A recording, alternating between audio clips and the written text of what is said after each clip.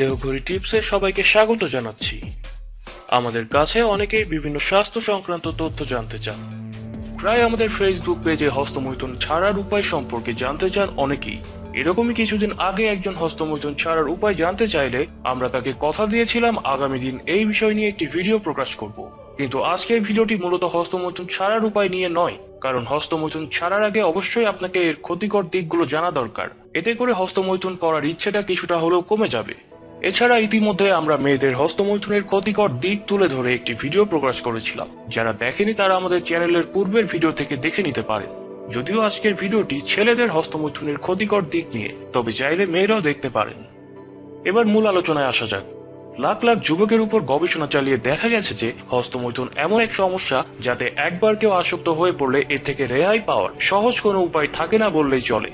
অবশ্য পশ্চিমা দেশগুলো হস্তমৈথুনের ক্ষতিকর দিক তুলে না ধরে বরং হস্তমৈথুনের উপকারিতা নিয়েই বেশি মাতামাতি করে। এর পিছনে অবশ্য কোটি কোটি টাকার পর্ন ব্যবসা জড়িত আছে, তবে সেই প্রসঙ্গে আপাতত যাচ্ছি না। ওটা নিয়ে না হয় অন্য আরেকটি ভিডিওতে আলোচনা করা যাবে। হস্তমৈথুনের অভ্যাস এমন কিছু মারাত্মক সমস্যার জন্ম দেয় যা একসময় একজন পুরুষের যৌন জীবনকে বিপর্যস্ত করে তোলে। এটা যুবকদের শারীরিক ও মানসিক উভয় সমস্যারই সৃষ্টি করে থাকে। অবশ্যই কথাটি আমাদের ফেসবুক পেজের ইনবক্সে অনেকেই নিজের মুখে স্বীকার করেছেন। তবে বেশি কথা না বাড়িয়ে হস্তমৈথুনের প্রধান ক্ষতিকর দিকগুলো জেনে নেওয়া যাক। 1. পুরুষ হস্তমৈথুন করতে থাকলে সে ধীরে ধীরে নপুংসক হয়ে যায়, অর্থাৎ যৌন সঙ্গম স্থাপন করতে অক্ষম হয়ে যায়। 2. হস্তমৈথুনের ফলে অকাল বীর্যপাত সমস্যার সৃষ্টি হয়, ফলে স্বামী তার স্ত্রীকে সন্তুষ্ট করতে অক্ষম হয় এবং বৈবাহিক সম্পর্ক বেশি দিন স্থায়ী নাও হতে পারে। অকাল বীর্যপাত হলে বীর্যে শুক্রাণু সংখ্যা কমে যায়। বীর্যের শুক্রাণু সংখ্যা কমে 20 বিলিয়নের নিচে নামতে পারে, যার ফলে পুরুষরা সন্তান জন্মদানে ব্যর্থ হতে পারেন। সাধারণত সন্তান জন্মদানে যে বীর্য বের হয় সে বীর্যের শুক্রাণুর সংখ্যা 42 কোটির মতো। স্বাস্থ্য বিজ্ঞান মতে কোনো পুরুষের থেকে যদি 20 কোটির কম শুক্রাণু বের হয়ে যায় তাহলে সে পুরুষ থেকে কোনো সন্তান হয় না। 3. অতিরিক্ত হস্তমৈথুন পুরুষের যৌনাঙ্গকে দুর্বল করে দেয়। 4. অতিরিক্ত হস্তমৈথুনের ফলে শরীরের nervous system, heart, digestive system, urinary system এবং অন্যান্য আরো অনেক সিস্টেম ক্ষতিগ্রস্ত হয়। এই সিস্টেমগুলো সম্পর্কে বিস্তারিত না জানলেও চলবে, তবে আপাতত এটা জেনে রাখুন যে এগুলো ক্ষতিগ্রস্ত হলে আপনার শরীর দুর্বল হয়ে যায় এবং শরীরে বিভিন্ন রোগ বাসা বাঁধতে শুরু করে। 5. অতিরিক্ত হস্তমৈথুনের কারণে শরীর ব্যথা ও মাথা ব্যথা করে।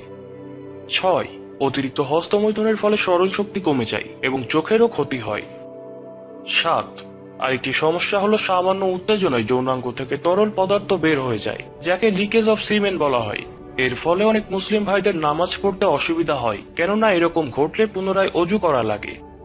যেহেতু আমরা বেশিরভাগ মানুষ কোনো না কোনো ধর্মে বিশ্বাসী, তাই এবার একটু ধর্মীয় দৃষ্টিকোণ থেকে বলি, কারণ চিকিৎসা বিজ্ঞান হয়তো ইতিমধ্যে হস্তমৈথুনের ক্ষতিকর দিকগুলো গবেষণা করে বের করে ফেলেছেন, কিন্তু ইসলাম ধর্মে এটি অনেক বছর আগেই নিষিদ্ধ ঘোষণা করা হয়েছে।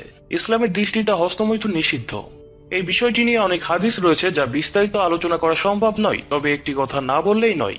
রাসূলুল্লাহ সাল্লাল্লাহু আলাইহি সাল্লাম বলেছেন, যে ব্যক্তি আমাকে তার 2 চিয়লের মধ্যবর্তী জিনিস অর্থাৎ জিহ্বার এবং 2 পায়ের মধ্যবর্তী জিনিস অর্থাৎ যৌনাঙ্গের নিশ্চয়তা দেবে, আমি তার বেহেশতের নিশ্চয়তা দেব।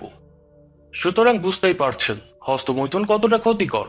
ইতিমধ্যে অনেক কিশোর বয়সের ছেলে বন্ধুদের পাল্লায় পড়ে হয়তো হস্তমৈথুনের হাতে খড়ি নিয়েছেন, বা অনেকেই আছেন যারা অন্য বন্ধুদেরকে হস্তমৈথুন করতে উৎসাহিত করেছেন।